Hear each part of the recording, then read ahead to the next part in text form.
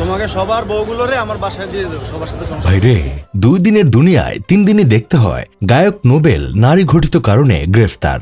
একটা মানুষের টুনটুনিতে কি পরিমাণ কুরকুরানি থাকলে বারবার একই কুকাম করার কারণে জেলে যেতে হয়, সেটা নোবেলকে না দেখলে জানতে পারতাম না। শেখ হাসিনার আমলে নারীর সাথে 19-20 করার কারণে নোবেল জেলে গেল। ইউনূস সরকার আমলেও নারীদের সাথে লারেলাপ্পা 3.5 খেলার জন্য নোবেল জেলে গেল। মাস খানিকও হয়নি তারেক রহমান ক্ষমতা আসলো। দেশে এখনো কিছু পরিবর্তন না হলেও সেই নারী ঘটিত কারণে নোবেল আবার জেলে গেল।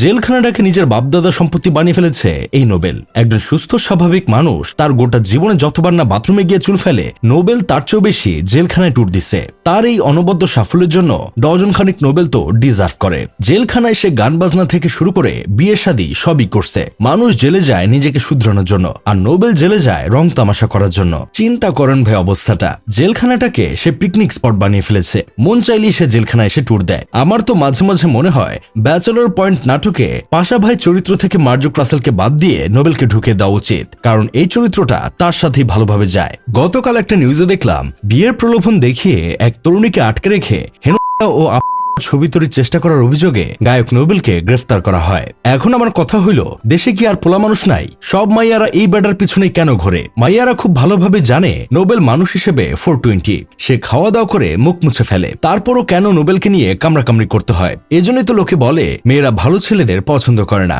যেসব ছেলেরা 420, মেয়েরা তাদের জন্যই পাগল হয়। এক ভিডিওতে দেখলাম কিছু হলুদ সাংবাদিক নোবেলকে জিজ্ঞেস করছে, ভাই এটা আপনার কত নাম্বার বউ? আগের বউকে কি ছেড়ে দিবেন? এই মেয়ের সাথে কি সংসার করবেন?